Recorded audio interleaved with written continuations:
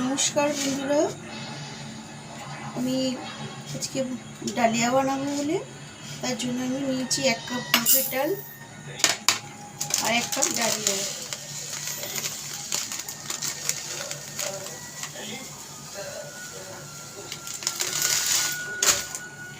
এবার এটাকে আমি মুগের ডালটাকে আমি কড়াতে ভেজে নেব। আসুন কীভাবে বানাই দেখুন। গ্যাসটা আমি জ্বালিয়ে নিয়েছি, ননস্টিকের একটা প্যান বসিয়েছি। এটা দিয়ে আমি এবার মুগের ডালটাকে ভেজে নেব। এটা গরম হয়ে গেলে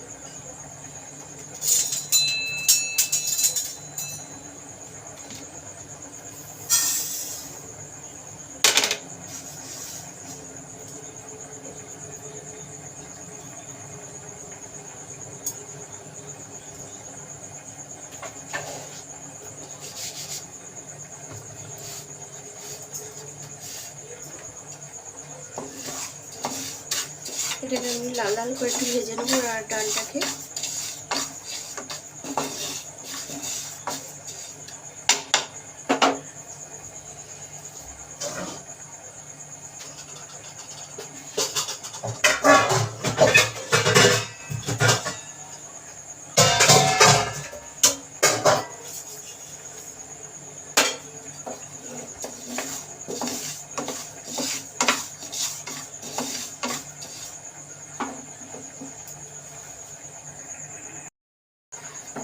ডালটা ভাজা হয়ে গেছে, লাল লালই ভেজেছি ডালটাকে। আমি ভাজা হয়ে গেছে। আমি পাশে আর একটা ওভেন জ্বালিয়ে জল বসিয়ে দিয়েছি। জলটা গরম হয়ে গেছে। এই মুগের ডালটা ভাজাটা আমি ওর মধ্যে দিয়ে দেবো। এবার আমি ডালিয়াটাকে ভেজে নেবো।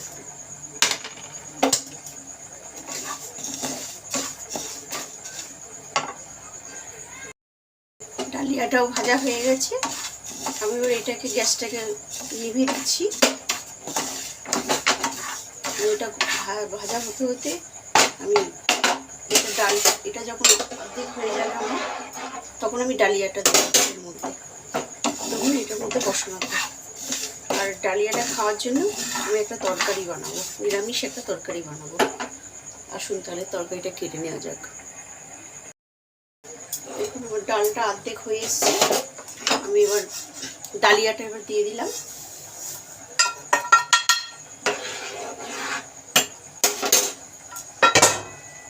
এবার এর মধ্যে আমি দিয়ে দেবো সামান্য হলুদ,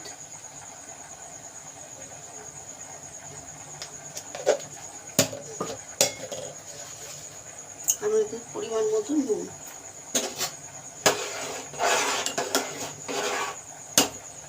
ফুটছে, আমি ততক্ষণ নিরামিষ তরকারিটা করার জন্য একটা কড়া বসিয়ে দিলাম।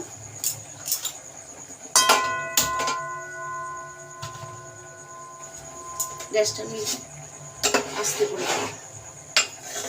এটা ততক্ষণ আর একটু ফুটতে থাকে, ততক্ষণ আমি নিরামিষ তরকারিটা বানিয়ে নিই।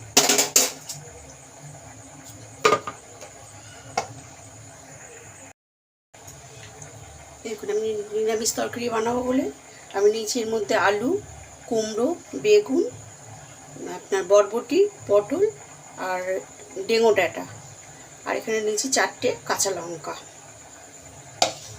আর এই ডালিয়াতে একটুখানি বাদাম ভেজে দেবো বলে এই যে বাদামটা এখন আমি কড়াতে একটু ভেজে নিচ্ছি।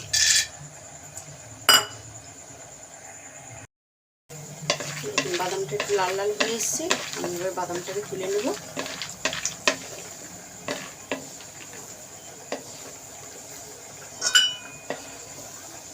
খুব বেশি ভাজিনি, তাহলে পুড়ে যাবে। অল্প সামান্য একটু লাল লাল করে দিয়েছি।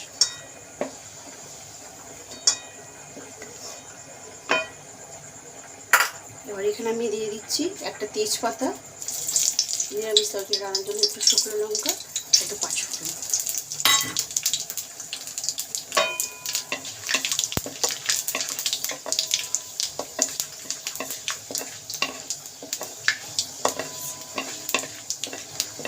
হয়ে গেছে। এবার আমি দিয়ে দিচ্ছি আলুগুলো।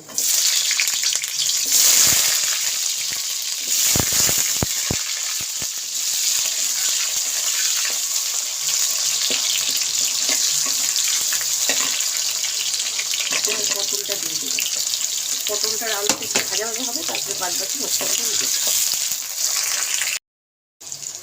একটু লাল হয়ে এসছে, আমি এবার কুমড়োটা দিয়ে দিচ্ছি।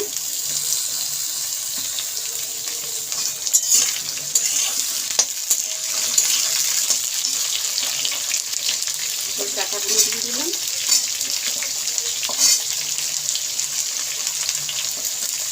চারটে লঙ্কা নিয়েছিলাম, লঙ্কাটা দিয়ে দিলাম। বরবটিগুলো দিয়ে দিলাম। এবার সবার লাস্টে বেগুনটা দিলাম।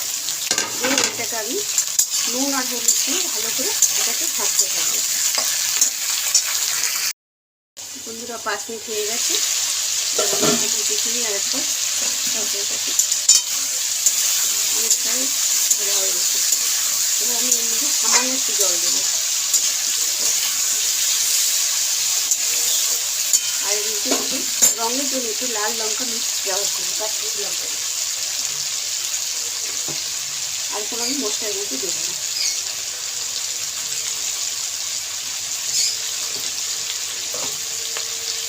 এটাকে দিয়ে দেবো, একটু জল দিয়ে দেবো।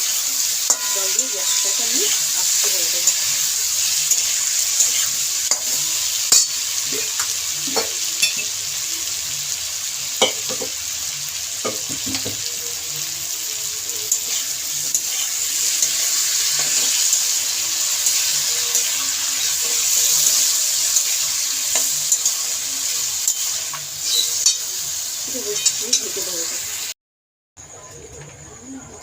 তেজপাতাটা দিয়ে দিলাম, শুকনো লঙ্কাটা, এই যে জিরেটা দিয়ে দিলাম।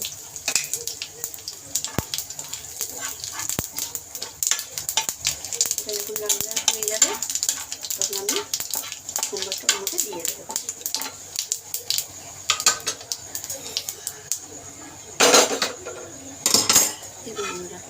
হয়ে গেছে, এবার দিয়ে দিলাম মধ্যে।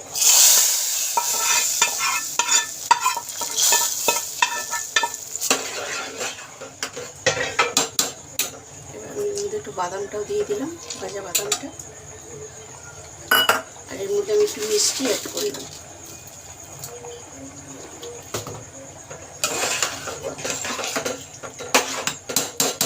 একটু ঢেকে রাখবো, তাহলে জলটা শুকিয়ে যাবে। দেখুন মশলাটা ফুটে গেছে। এবার আমি এটাকে নামিয়ে দেবো।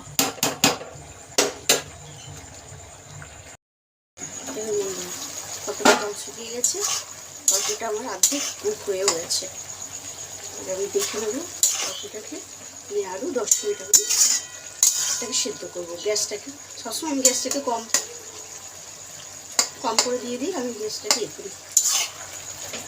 আর 10 মিনিট রাখলে তরকারিটা সম্পূর্ণ কমপ্লিট হয়ে যাবে। আর আমি এর মধ্যে একটু মিষ্টি ব্যবহার করবো।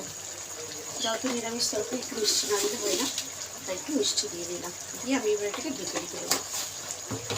10 মিনিট পরে আমি এটাকে আবার তরকারিটা হয়ে এসেছে। এই দেখুন জল ছেড়ে একদম তরকারিটা সম্পূর্ণ কমপ্লিট করেছে। আলুগুলো সব গলে গেছে। নামানোর আগে আমি এর মধ্যে একটুখানি জিরে আর ধনে ভেজে রেখেছিলাম, সেগুলোটা একটু দিয়ে দিলাম।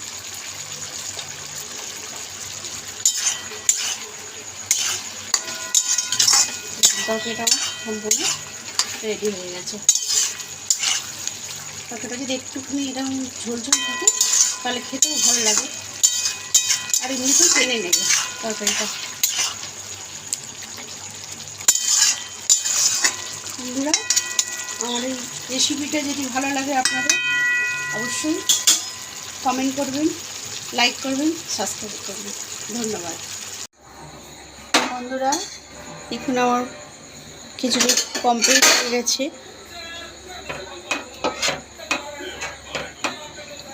এবার আমি একটা থালায় দেখাচ্ছি খিচুড়িটা আমার কেমন হয়েছে।